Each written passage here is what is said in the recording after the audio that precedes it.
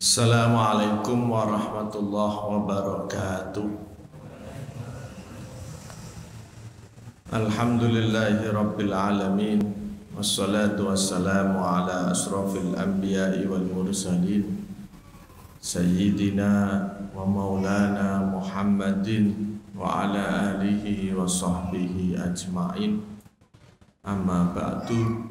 Faya ayyuhal hadirun usikum wa nafsi bitaqwallah wa qad fazal muttaqun.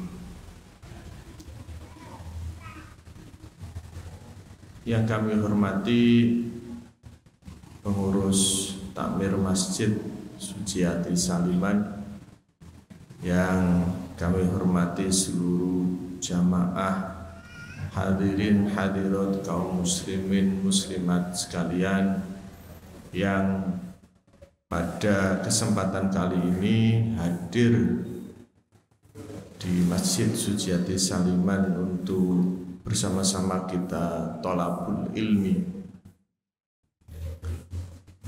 menghadiri majelis ilmu yang insya Allah kita, sebagaimana banyak hadis yang menerangkan bahwa orang yang mencari ilmu, thalabul ilmi itu langkahnya saja itu ke tempat majlisul ilmu itu adalah dilindungi oleh sayap-sayap malaikat. Dan insya Allah semua ini dengan niat yang tulus kita bisa mendapat keberkahan dari majlisul ilmi. Allahumma amin. Untuk kedua kalinya mari kita senantiasa haturkan mengucap sholawat Allahumma sholli ala Sayyidina Muhammad kepada junjungan kita Nabi besar Muhammad sallallahu alaihi wasallam. Bapak-bapak, ibu-ibu, kaum muslimin, muslimat, hadirin hadirat sekalian, tema kali ini tentang kesederhanaan.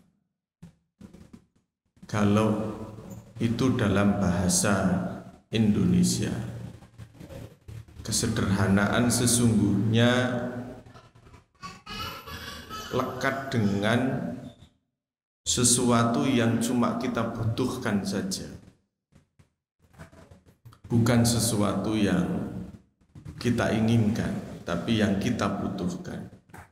Dan di momentum puasa kali ini sebenarnya pesan kesederhanaan itu juga sebenarnya tidak hanya pesan di dalam ibadah puasa, tapi itu adalah pesan dari ajaran Islam itu sendiri.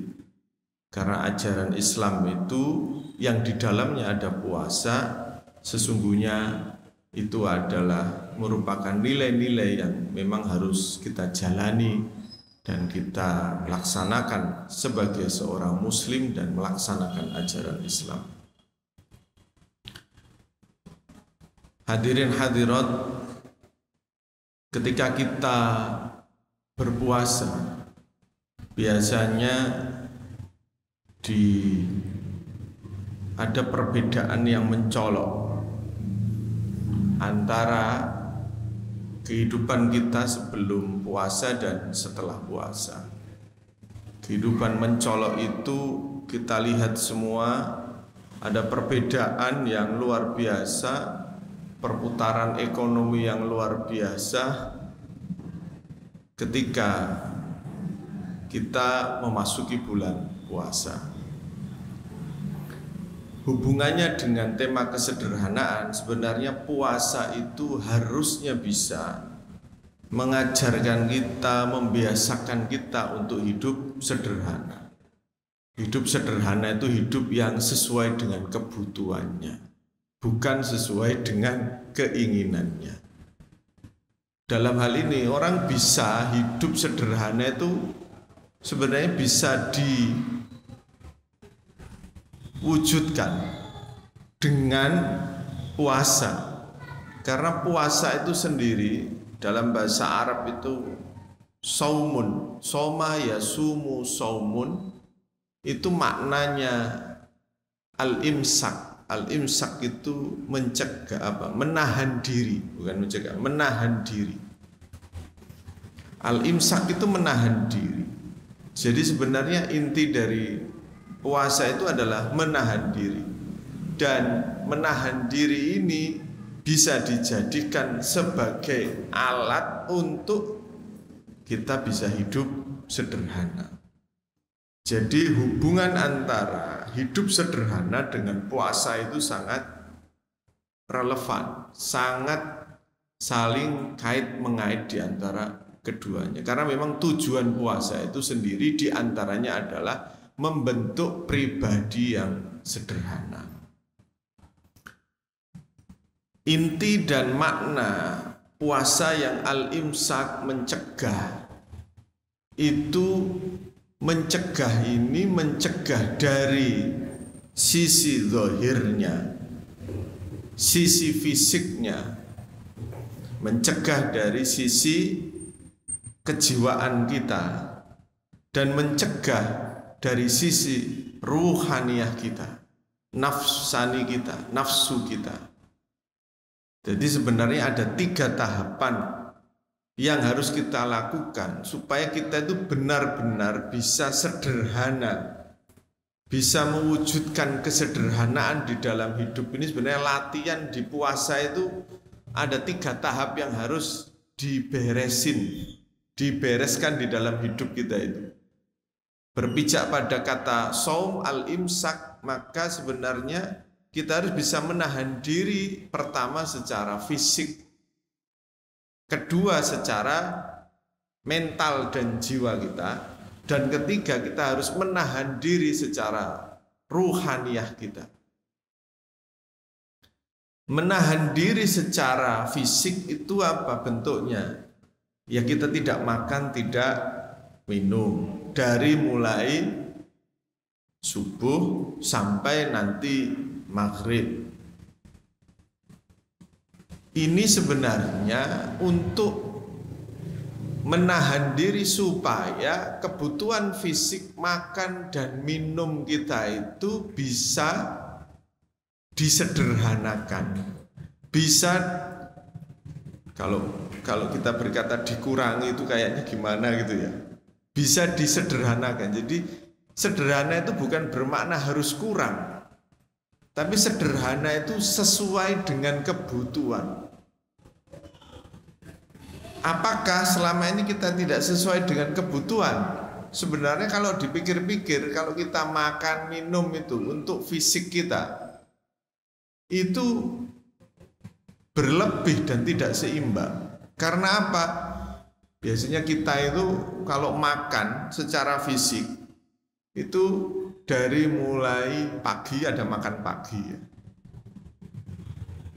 Terus habis itu nanti siang makan siang. Terus nanti malam makan malam. Agak malam dikit biasanya masih cari mie godong. Itu kadang bisa 4 kali itu.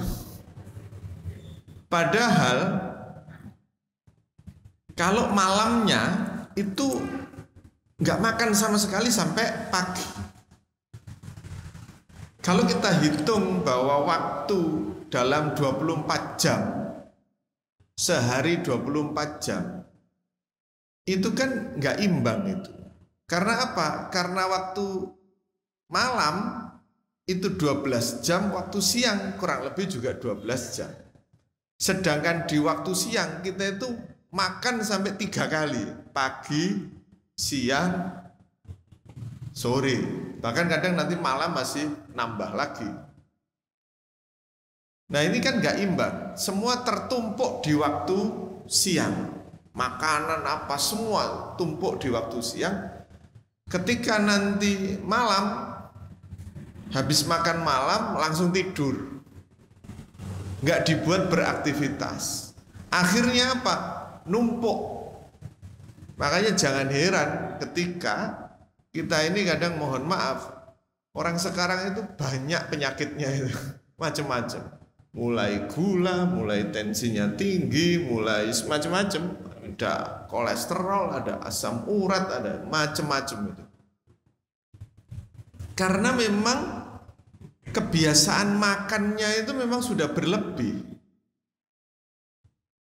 Nah karena itu kita harus bisa menahan diri. Setiap 1 tahun sekali puasa itu harus bisa menahan diri. Untuk apa? Untuk mengkonsumsi makanan, mengkonsumsi minuman, mengkonsumsi apapun yang masuk secara fisik ke dalam tubuh kita ini, supaya bisa sesuai dengan kebutuhannya. Akhirnya apa? Sama Allah disyariatkan jangan 3 kali, mbok yo cuma 2 kali, yaitu di waktu pagi sebelum sebelum subuh, tapi ya jangan malam-malam. Karena apa? Karena sahur yang mendekati subuh itu malah lebih baik ketimbang sahur yang malam-malam jam 12, jam 1 itu. Karena itu mendekati pagi, mendekati fajar. Dan ketika nanti makan kedua pas waktu maghrib. Kalau dihitung dari jumlah jam ini lebih seimbang. Karena ngawali pagi dengan makan, habis itu perut kosong sampai 12 jam, baru nanti maghrib makan lagi. Setelah makan, itu pun nggak boleh langsung tidur. Apa? Nanti habis isya suruh tarawih, supaya gerak.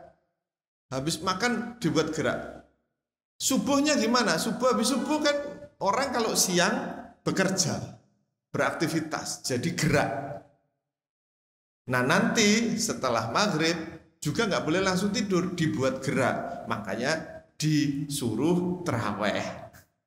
Itu untuk membakar, itu makanan-makanan yang ada itu untuk dibakar, itu supaya nanti terjadi metabolisme tubuh makanan yang baik, sehingga nggak ngendon di mana itu, di pembuluh darah, di apa, sehingga jadi menyumbat aliran darah. Kalau udah menyumbat macam-macam ya penyakitnya macam-macam, ada asam urat, ada kolesterol, ada macam-macam. Nah ini mekanisme sistem dari Allah untuk kita semua, supaya lebih sesuai dengan kebutuhan tubuh kita. Nah dengan begini, dalam waktu 12 bulan, ada 1 bulan khusus yaitu Ramadan yang dijadikan untuk apa? Mengembalikan kembali. Kalau bahasanya itu apa ya? Kalau bahasa HP itu apa ya? Mereset, mendefault. Mereset, mendefault sesuai. Kalau biasanya HP kita kan kadang terlalu banyak aplikasi kan hang ya. Itu kita juga kayak gitu. Kalau terlalu banyak makan terus nggak ada 1 bulan Ramadan untuk mereset, itu kita hang nanti. Tubuh kita itu akan hang, bahasa komputernya itu ya. Nah di situ ini luar biasa. Nah sebenarnya puasa itu untuk sesuai dengan kebutuhan tubuh kita itu ya, cocoknya itu memang makannya itu ya 2 kali aslinya. Toh aktivitasnya sama saja gitu, antara tidak bulan puasa dan bulan puasa. Jadi sama saja. Toh itu tidak terlalu signifikan untuk merubah kesegaran, kebugaran tubuh kita. Bahkan kadang malah puasa lebih bugar. Nah di sini ada rahasia, karena ada hadisnya Rasulullah yang mengatakan sumu tasihhu, berpuasalah maka kamu akan sehat. Karena apa? Karena makanan yang masuk ke dalam tubuh kita itu sesuai dengan kebutuhan aktivitas normal tubuh kita sebenarnya. Nah karena itu puasa harusnya itu konsumsi makanan dibanding bulan-bulan 11 bulan sebelumnya itu harusnya lebih sedikit. Tetapi mohon maaf, kita semua kalau di bulan puasa itu konsumsinya malah bertambah, berlipat-lipat. Kalau sudah berbuka itu kayaknya menjamak, kayak jamak sholat itu ya, jamak makan. Jadi dijamak. Yang biasanya sebenarnya cukup satu piring ternyata tambah. Tanduknya bolak-balik. Apalagi umpamanya makannya tambah terus nanti habis isak nggak terawih, ya wassalam. Itu nanti kendon semua itu. Jadi puasa bukan malah menjadi sebuah media alat untuk apa? Menyederhanakan tubuh kita, tapi malah akan menambah beban berat tubuh kita. Nah, karena itu mari kita benar-benar puasa itu memang betul-betul mengurangi, jangan malah menambah.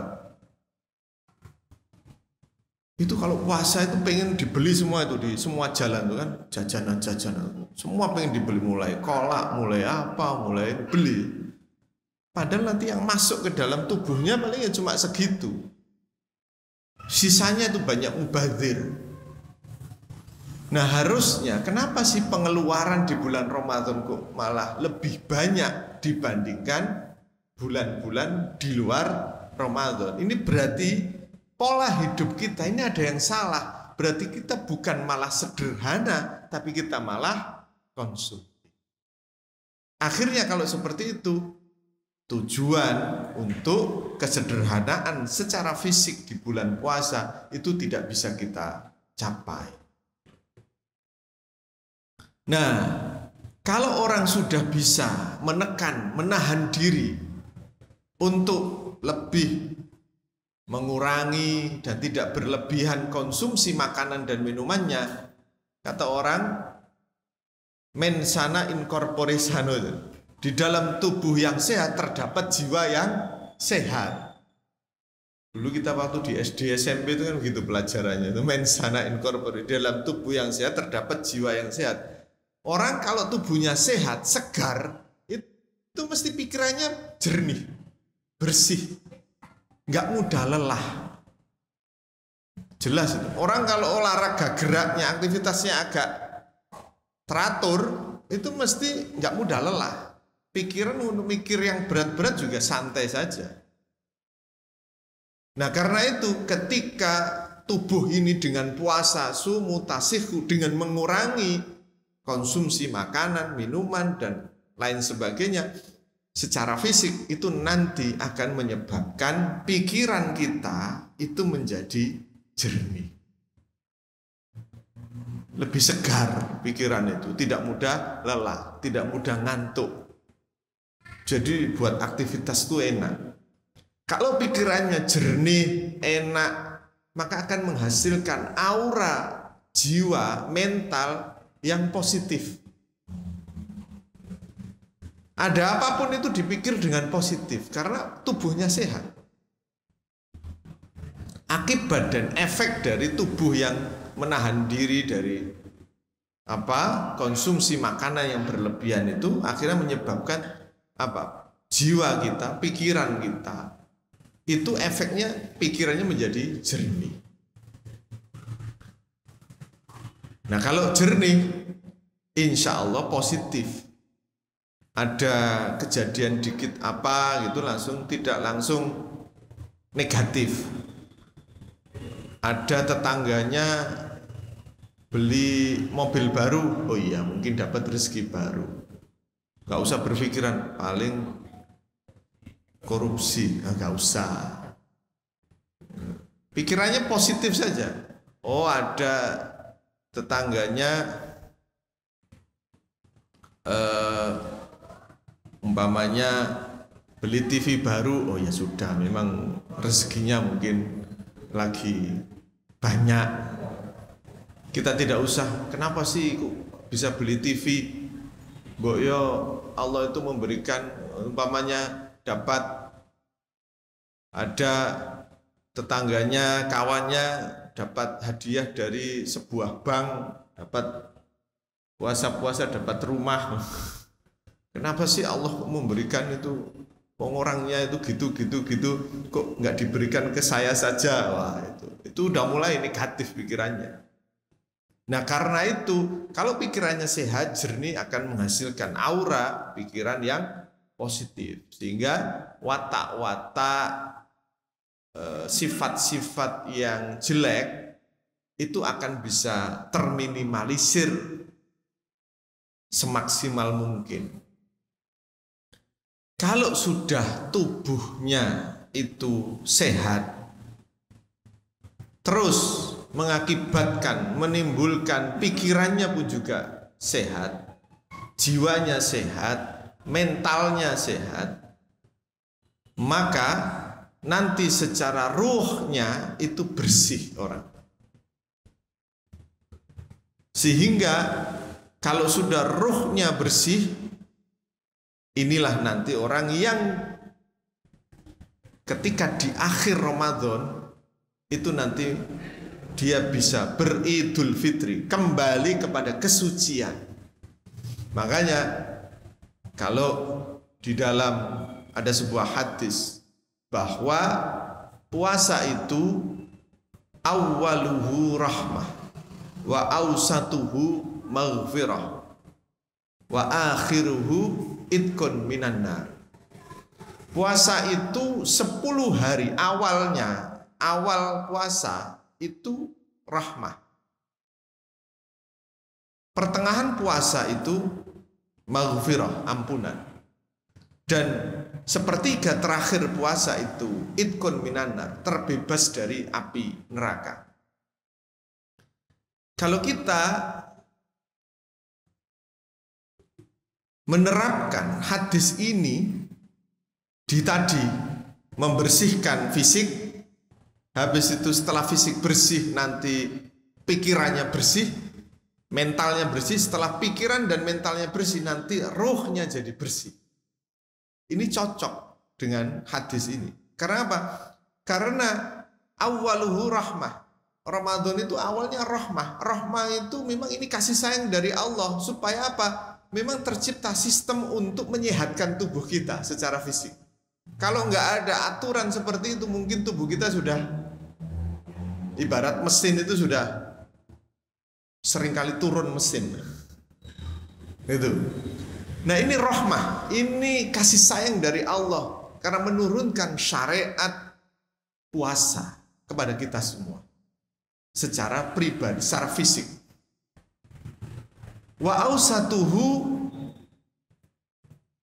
maghfirah. Kalau orang sudah fisiknya bagus, jiwanya bagus, mentalnya bagus, maka pertengahan itu menjadi ampunan. Karena pikirannya bersih semua. Ketika pikiran bersih, jernih, maka otomatis itu dapat maghfirah. Lah kalau di awalnya umpamanya tidak memenuhi kaedah-kaedah puasa, maka di pertengahannya nanti pun juga dia tidak akan bisa menggapai maghfirah dari Allah. Makanya kalau pikirannya orang itu bersih, jernih, tidak ada iri, tidak ada dengki, tidak ada hasud, tidak ada sombong secara mental, maka otomatis orang yang bersih pikiran dan jiwanya ini akan diampuni oleh Allah. Maghfirah. Dan kalau sudah diampuni oleh Allah, maka nanti terakhir itu akan idkun minan nar, terbebas dari api neraka otomatis.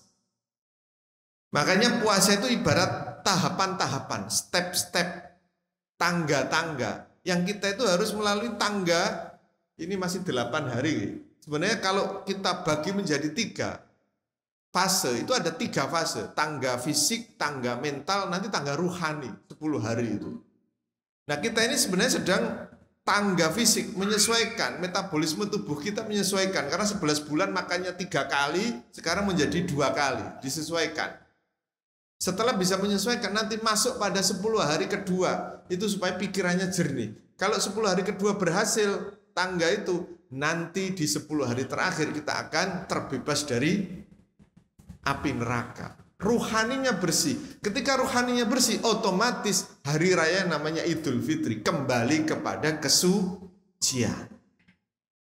Terbebas.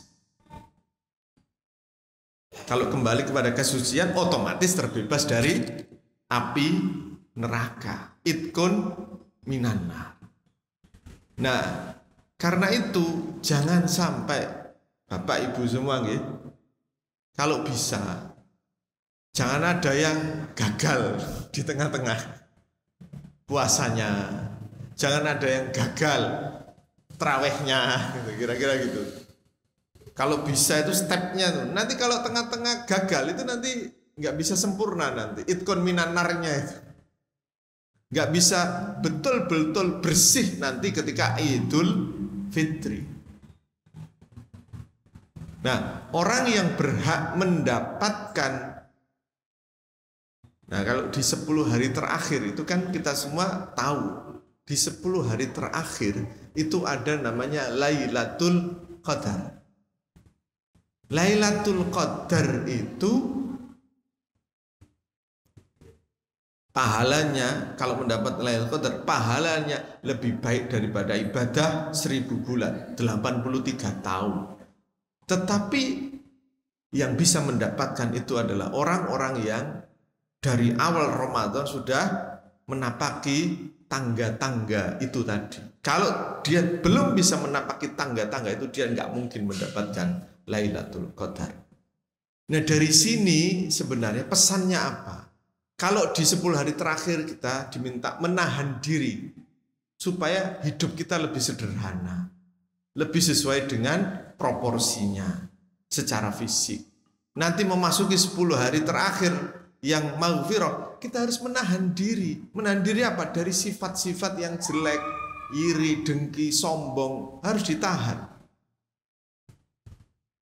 Kalau nggak seperti itu, nanti di 10 hari terakhir kita nggak akan bisa naik untuk mendapatkan Lailatul Qadar. Nah, karena itu salah satunya adalah apa? Sederhana, Bapak Ibu. Kok sederhana? Iya, menahan diri. Jangan berlebihan. 10 hari terakhir juga jangan berlebihan. Kita itu diminta untuk apa? Diminta untuk menahan diri dari berpikiran negatif. Menahan diri dari berpikiran negatif, yaitu tadi tetangganya punya apa sedikit langsung pikirannya negatif. Jangan-jangan korupsi, jangan-jangan itu punya pesugihan. Oh, itu kan pikirannya udah overthinking. Itu berarti kan berlebihan pikirannya.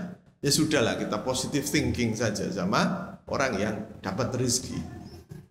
Contoh, nah ketika seperti itu maka nuraninya akan bersih, ruhnya akan bersih di 10 hari terakhir. Ketika ruhnya bersih itu dia tidak berlebihan mikir apa, tidak berlebihan memikirkan dunia, tidak. Tapi yang hanya difikirkan itu hanya memikirkan hanya Allah, hanya Allah. Saya ini lillahi ta'ala, saya ini lillahi ta'ala. Karena pikirannya sudah bersih. Pikiran bersih karena apa? Ruhaninya bersih. Ruhani bersih karena pikiran dan mentalnya bersih. Pikiran dan mental bersih karena apa? Fisiknya sudah sehat. Nah, ini sebenarnya paket Bapak Ibu sekalian. Kita tidak boleh memisahkan antara menahan diri secara fisik, menahan diri secara mental, dan menahan diri secara ruhani. Kalau di 10 hari terakhir itu menahan diri untuk tidak mengingat selain Allah. Makanya di kitab-kitab Imam Ghazali mengatakan puasa itu ya kelas-kelasan. Ada orang yang kelasnya cuma menahan lapar dan dahaga, tapi gak bisa menahan pikiran yang kotor. Tapi ada orang yang cuma bisa menahan lapar, dahaga, menahan pikiran kotor, tapi ruhaninya masih belum ingat Allah terus. Loh, itu juga levelnya belum sampai. Makanya mari kita semua dengan tema, dengan apa? Niat bahwa kita harus mampu menahan diri. Dan menahan diri itu sesungguhnya adalah inti dari kesederhanaan itu sendiri. Kesederhanaan itu adalah sama seperti definisi adil, yaitu apa? Menempatkan sesuatu pada tempatnya. Jadi kita ini diajari menempatkan makan itu, kalau pada tubuh kita yang cocok itu ya cuma 2 kali. Nah, karena itu baiknya setelah Ramadan kita kembali ke sesuatu yang fitri. Kalau pengen tujuan utamanya adalah menjadi la'allakum tattaqun. Kalau orang sudah suci pikirannya, bersih ruhaninya, otomatis orang ini menjadi orang yang bertakwa. Mungkin itu yang bisa kami sampaikan. Ini kalau maghribnya 42 jadi kurang sebentar lagi. Demikian yang bisa kami sampaikan. Ada kurang lebihnya kami mohon maaf. Wal afu minkum wallahul muwaffiq ila aqwamit thoriq. Assalamualaikum warahmatullahi wabarakatuh.